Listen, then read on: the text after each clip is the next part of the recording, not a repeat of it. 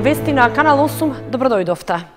Со организирање рекреативна велосипедска тура во Кочани беше одбележана Европската недела на мобилност и денот без автомобили.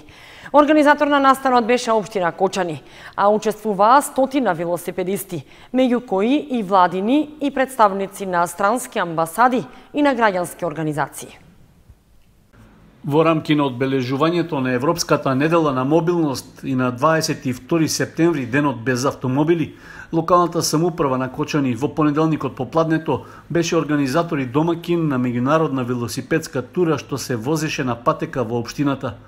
Со велосипедската прошетка на која учествуваа и амбасадорките на Швајцарија и Германија, вице-премиерот Љупчо Николовски, представници на граѓански организации и поединци, беше промовирано завршувањето на проектот за сообраќајно поврзување на селата Горни Подлог, Долни Подлог и Мојанци, како и јавното осветлување на оваа делница.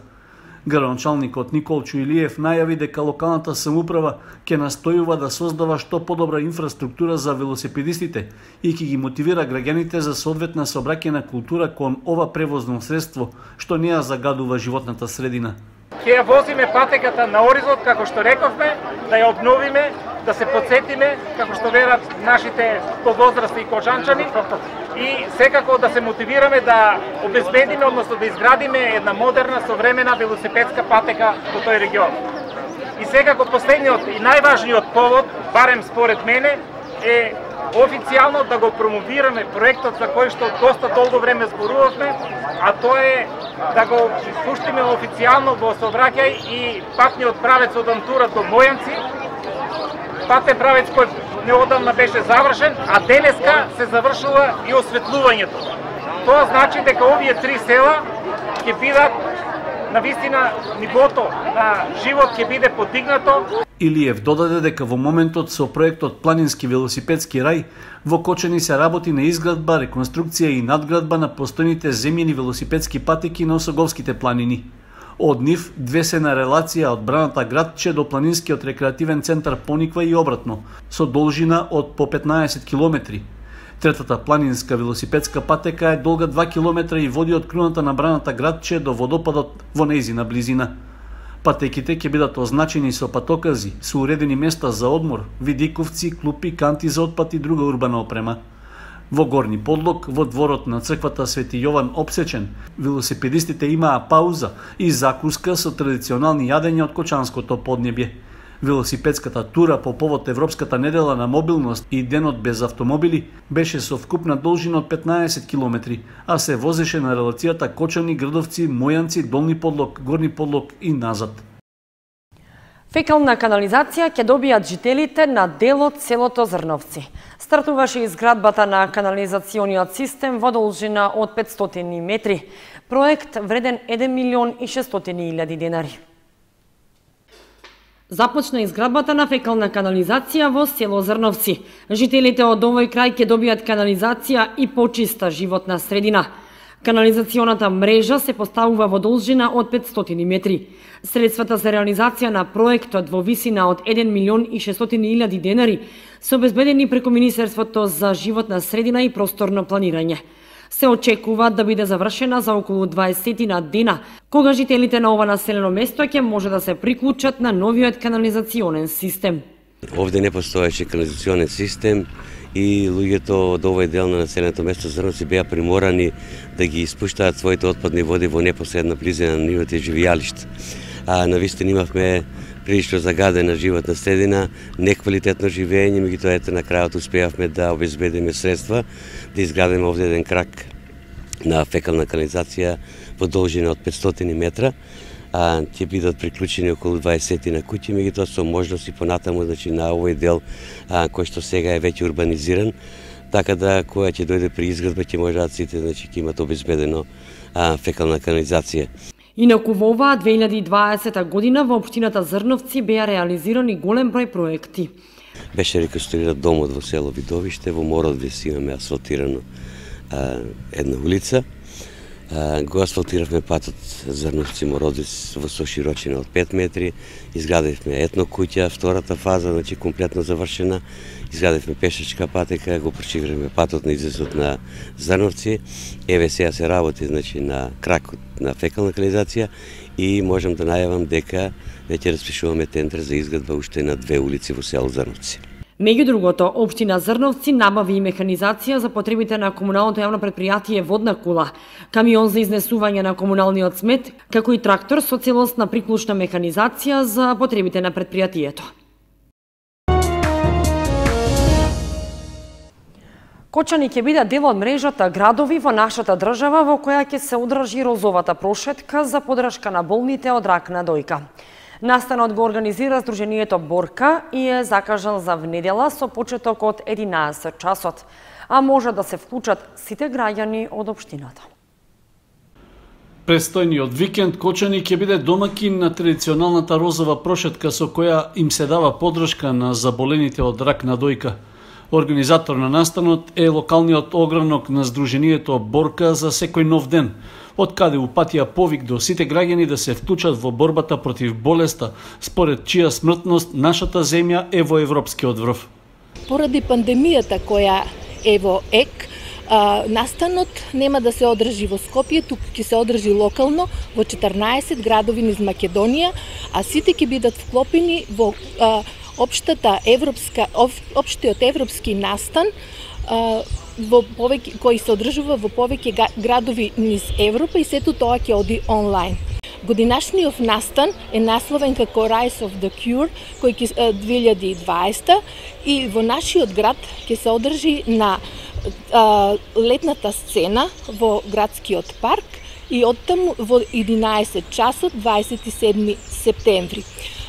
Настанот ќе се одржи една прошетка, која прошетка е за поддршка на сите болни кои се борат со овој рак, со канцерот на дојка и нивна давање надеж за нивно успешно излекување, бидејќи болеста е страшна, болеста е сегде околу нас, меѓутоа со навремено откривање на истата, таа и се излекува. Има многу наши поддржувачи кои се сега, а порано се биле пациенти.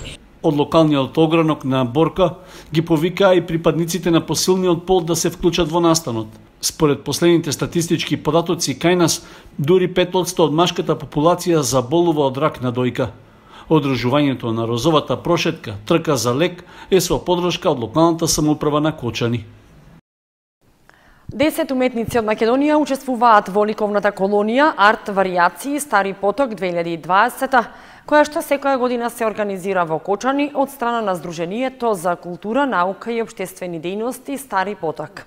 Поради здравствената криза со COVID-19, годинава изостанаа уметниците од странство.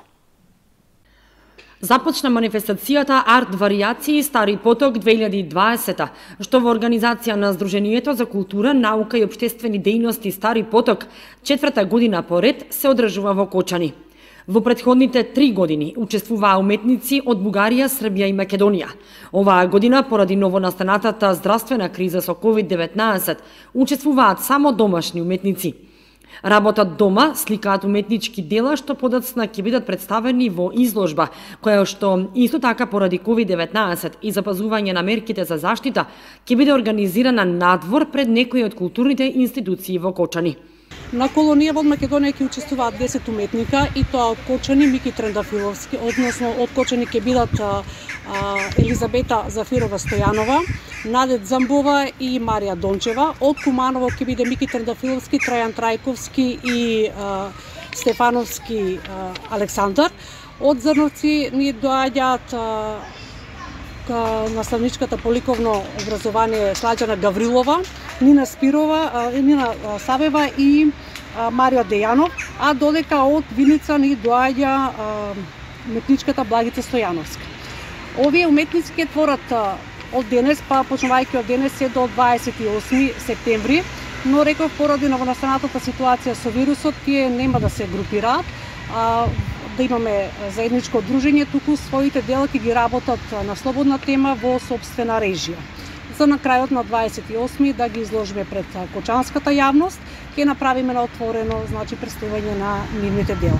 Ова е четврти пат на организирање на меѓународната манифестација, а организаторите најавуваат истата да продолжи и во иднина.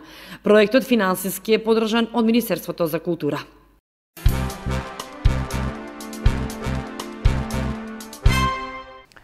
Ќе се обезбеди настава и за децата кои што немаат уреди за онлайн учење, или ќе следат наставата во живо, или ќе добиваат печатени материјали, информираат од Министерството за образование и наука. Децата кои што немаат уреди за следење на онлайн настава во време на COVID-19 ќе добијат можност за учење како и останатите деца. Министерството за образование и наука информира јавноста дека со планот и протоколите кои што се усвоени од владата се предвидува успешно следење на наставата и за децата кои нема да бидат во можност да учат преку онлайн платформата. За таа цел, детето има можност наставата да ја следи со физичко присуство на часовите во самите училници, додека наставниците предаваат на другите деца преку онлайн платформата. Исто така, за децата чии родители се изјасниле дека не сакаат да ги пуштат во училиште со физичко присуство, а немаат уреди, во планот е предвидена опција да добиваат печатени материјали. Овие материјали ќе се доставуваат на родителите од страна на наставниците според сите мерки и протоколи за заштита од COVID-19. За да може секое дете да има пристап до наставниот материјал, Министерството за образование и наука е во преговори 15-минутни видеа со одреден час да се емитуваат на националниот сервис на посебни канали кои се обезбедени. Исто така, наставниците ќе имаат обврска редовно да комуницираат со децата и нивните семејства и да следат колку напредуваат во учењето.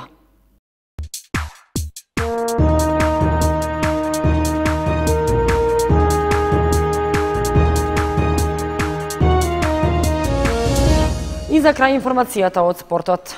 Кочанскиот тенисер Коста Иванов победи на 12-тиот турнир Велес Open 2020. Во финалето со резултатот 2:0 тој го совлада својот сограѓанин Благој Темелков. Кочанскиот тенисер Коста Иванов е победник на овогодишниот 12-ти поред тениски турнир Велес Open 2020. Со вкупно 6 победи, со исто толку противници, тој беше најуспешен и заслужено го понесе признанието. Во последниот решавачки меч за противник го имаше својот сограѓанин Благој Темелков, со што практично на велешкиот тениски турнир се одигра кочанско финале.